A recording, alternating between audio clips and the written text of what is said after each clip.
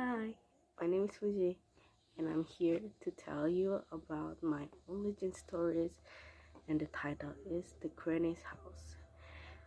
In a city, there's two teenagers whose name is Tere and Matthew. They went to Granny's house to finish their assignment, and the assignment telling about a legend who still exists. They went to Granny's house after they come back from the schools, and in a way, they met Mr. Smith. They asked Mr. Smith to take them and visit the house. After that, they entered the house, and Mr. Smith said something. He said to be careful, but we don't even know what will do happen later. And Matthew and Terry felt something hard hit their shoulders. Their vision was blurry and they fell to the floor. After long, Matthew woke up from his torpor, but his body is difficult to move. Oh, he and Terry bonded. Please, help us.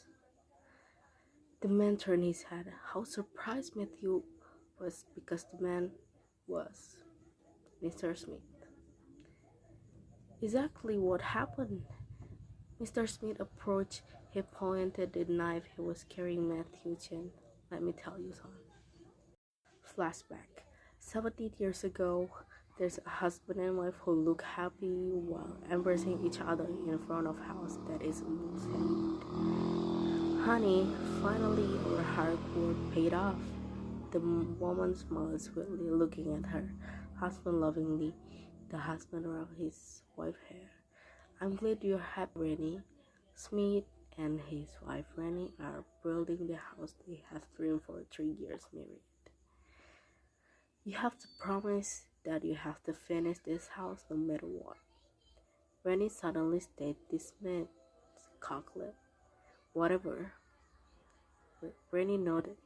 Okay, I promise to finish this house no matter what. They both laughed together.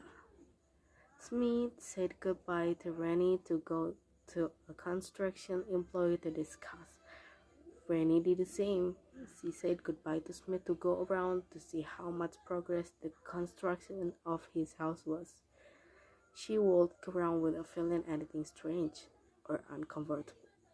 However, at the back of the house there are some lot of heavy equipment milling about there. Rennie decided to be careful in this area. However, no one knows what will happen next. Rennie suddenly fell into a hole embedded in concrete. Unfortunately, he fell and hit his head on the concrete. Did have time no scream, didn't make a sound, and no one know that he was lying unconscious in the concrete excavation. The cement machine suddenly poured the cement into the hole that Rennie in it. Realizing that his wife had not come, Smith looked for Rennie's whereabouts. He asked all the workers there, but they didn't see where Rennie had gone. Arriving at the back of the house, there were workers who had seen Rennie. Smith started to walk around the back of the house, but he saw a piece of cotton thread that had blood stains on it. He immediately assumed that it was his wife's blood. Smith took a deep breath. Don't let anyone know about this incident. 1 year passed. There was a family who rented a house. In the family, there are 4 members, husband and wife, and 2 daughters. Smith, who was still haunted by Rennie's death, still couldn't accept that it happened. Confusion enveloped his mind. When night fell, Smith took the head of the family with an alibi around and talked, but the victim will never know what would happen next. Smith had the heart to stab the victim in the neck and stop by the victim's mouth with a sword so the victim couldn't scream. And yes, no one saw his bad behavior. By burying half of the victim's body, Smith left the hut so that other family members realized that the head of the family had been killed. After 2 days, many police came to this house to identify this death. Either Smith was smart or just got lucky. He was neither suspected nor investigated.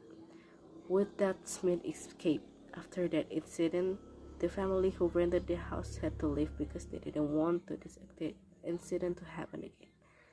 However, 3 years later, the husband and wife returned to rent his house, but unfortunately, his wife had to die in the same circumstance as the previous victim. That's why local people assume that if they live in house, one member of their family will die. Flashback complete. Smith laughed and focused on Matthew, who was looking at him in disgust.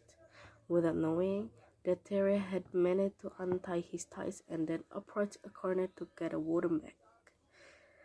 Well, next you and your friends I will plan.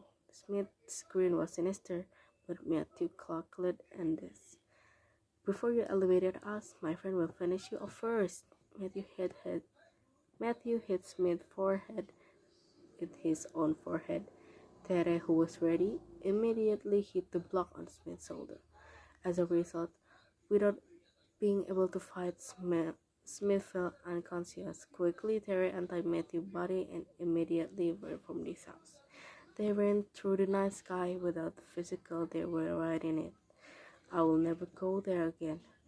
Luck accompanied their step. Matthew and Terry survived, and Foe never go to Granny's house.